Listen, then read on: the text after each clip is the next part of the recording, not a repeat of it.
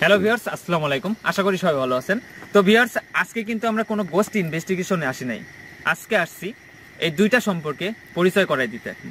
কারণ আমরা নেক্সট টাইমে যখন কোনো ইনভেস্টিগেশনে এই দুইটা ব্যবহার করব, তখন কিন্তু অবশ্যই আপনাদের এই সম্পর্কে জানার দরকার, নয়তো কিন্তু আপনারা বুঝতে পারবেন না যে এই দুইটার কাজ কি। এটা হলো ইলেকট্রোম্যাগনেটিক রেডিয়েশন টেস্টার। এটার কাজ হলো, যদি কোথাও কোনো ইলেকট্রনিক প্রভাব থাকে তাহলে এখানে সিগন্যাল দিবে, কোথাও যদি কোনো ম্যাগনেটিক পাওয়ার থাকে তাহলে এটাতে সিগন্যাল দেবে। কোথাও যদি এরকম কোনো সিগন্যাল না থাকে তাহলে এখানে কি সিগন্যাল দিবে? আচ্ছা, তারপরে কিন্তু আরেকটা আছে, কোথাও যদি কোনো সৌরশক্তি অর্থাৎ সূর্যের যে একটা রশ্মি, সৌরশক্তির যদি কোনো শক্তি থাকে, প্রবাহ থাকে, তাহলে কিন্তু এটাতে সিগন্যাল দিবে। আর শামীম যেটা বলতেছে সেটা হলো, যদি এই তিনটার মধ্যে কোনোটাই যদি না থাকে তারপরে যদি সিগন্যাল দেয় তাহলে এটা অলৌকিক। অলৌকিক, অবশ্যই অলৌকিক। যেটাতে তুমি বাংলা কি বলতেছো? ভূত। আমাদের এটার কাজ হলো, আমি যদি কোথাও যাই, কোনো হন্টেড জায়গায় যাই, সেখানে যদি কোনো রকমের সিগন্যাল আসে, এই সিগন্যালটা তিনটা জিনিস খুঁজতে হবে আগে। হ্যাঁ, এই সিগন্যালটা কোন কারণে আসলো, এই তিনটা জিনিস আগে খুঁজতে হবে। হয়তোবা সেখানে কোনো ম্যাগনেটিক সিগন্যাল আছে, হয়তোবা কোনো ইলেকট্রিক সিগন্যাল আছে, অথবা কোনো সৌরশক্তির সিগন্যাল আছে। তো এইগুলা কিন্তু যদি কোনো নিরিবিলি কোনো এলাকার মধ্যে যাওয়া যায়, হয়তোবা কোনো বিলের মধ্যে, অথবা কোনো মানে গ্রাম অঞ্চলের, সাধারণত একটু গ্রাম অঞ্চলের ফাঁকে কোনো জায়গায় গেলাম, কোনো জঙ্গলে গেলাম, সেই জায়গায় কিন্তু জঙ্গলে কিন্তু উপর দিয়ে কারেন্টের তার থাকতে পারে, সেখানে কিন্তু সিগন্যাল আসতে পারে। বাট আমরা যদি সেই জায়গায় যাই যেখানে কোনো কিছু নেই, সেই জায়গায় যদি কোনো সিগন্যাল আসে, সেটা হলো অলৌকিক একটা শক্তি। আর এই অলৌকিক শক্তিটাই হলো কি, এটাই হলো প্রশ্ন। এটাই আমাদের খুঁজে বের করতে হবে এবং সাথে থাকতে হবে আপনাদেরকে। তারপরে আসতেছি আমি লেজার লাইট। লেজার লাইট এটা কিন্তু একটা আলোক একটা রশ্মি,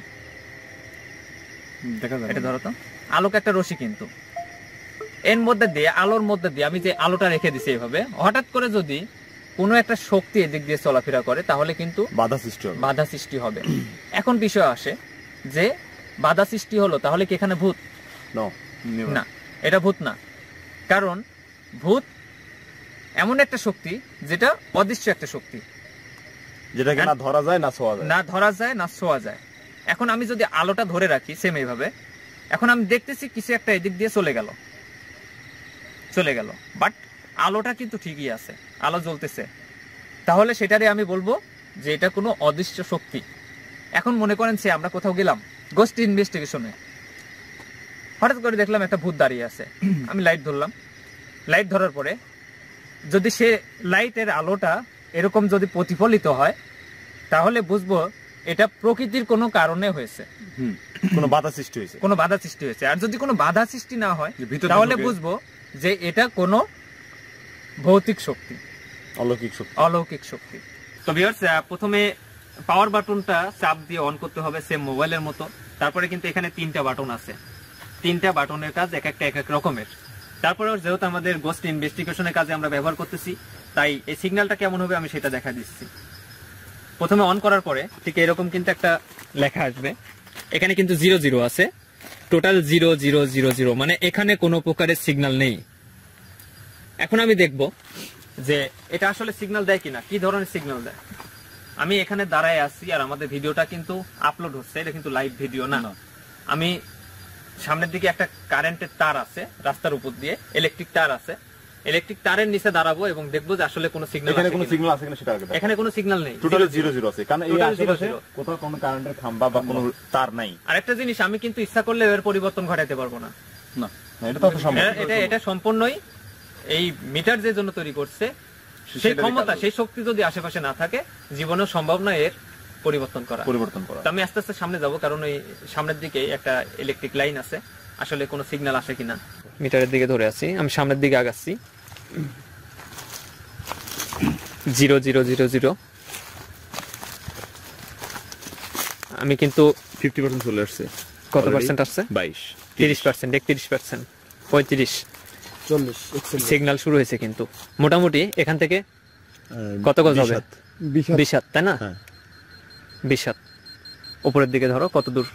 অনেক দূরেই আছে, কিন্তু অনেক দূরে, কারণ এটা তো অনেক উঁচু। তারপরে কিন্তু এখানে সিগন্যাল আসতেছে। কত পার্সেন্ট আছে? 39। সিগন্যাল আছে। এটা কিন্তু শুধুমাত্র উপরের যে ইলেকট্রিক ফিল্ড আছে সেটাই কিন্তু ধরা পড়তেছে, বাট নিচেরটা কিন্তু 0 0। এখন যদি আমার মোটরসাইকেলের ওখানে যাই, মোটরসাইকেলের এখানে আসলাম, এখানেও কিন্তু 0 0, তাই না? নিচেটা 0 0। আচ্ছা, মোটরসাইকেলটা অন করো। তো ভিউয়ার্স, আমি কিন্তু মোটরসাইকেলের এখানে দাঁড়িয়ে আছি, আর এখানে কিন্তু টোটাল কোনো সিগন্যাল নেই, 0 0 0 0। এবার আমি মোটর গাড়িটা অন করব। অন করার পরে দেখবো যে আসলে কোনো সিগন্যাল আসে কিনা। সবুজ, অন করো।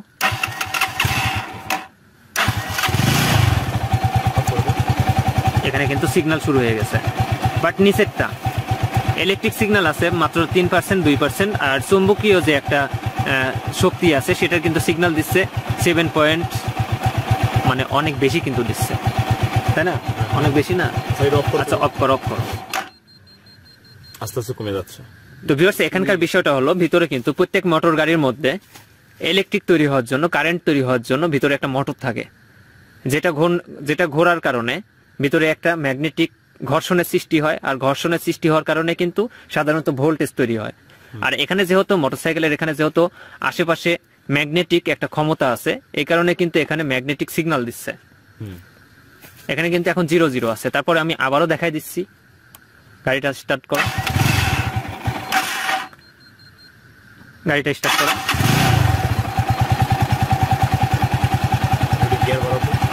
বন্ধ করে দাও, বন্ধ করে দাও। সব কমে গেছে, 0। সমস্ত কিছু কিন্তু 0 হয়ে গেছে। তো এটার কাজ হলো কোথাও না কোথাও কোনো হয়তোবা ম্যাগনেটিক অথবা ইলেকট্রিক অথবা সৌর কোনো পাওয়ার থাকতে হবে, তাহলেই এটা সিগন্যাল দিবে। মোবাইল ক্ষেত্রেও নেটওয়ার্কে যখন সমস্যা হচ্ছে তখন একটা ম্যাগনেটিক একটা সিগন্যাল কিন্তু মানে আপ ডাউন করে। যখন আপ ডাউনটা বেশি হচ্ছে তখনই কিন্তু সিগন্যালটা দিচ্ছে, বাট এখন কিন্তু কোনো সিগন্যাল নেই। তো ভিউয়ার্স, এখনো কিন্তু সিগন্যাল আসতেছে মাঝে মাঝে, কারণ অনেক উপরে ইলেকট্রিক তার আছে, সিগন্যাল আসতেছে কিন্তু। তো ভিউয়ার্স, আমরা আস্তে আস্তে চেষ্টা করব আরো কিছুর ব্যবস্থা করার, যেটাতে আপনাদেরকে সম্পূর্ণ বিজ্ঞান থিওরিতে বোঝানোর চেষ্টা করব যে আসলে কোনো ক্ষমতা আছে কি না। তো দেখা হবে নেক্সট কোনো ভিডিওতে এটা নিয়ে। ধন্যবাদ সবাইকে। আসসালামু আলাইকুম। All the best.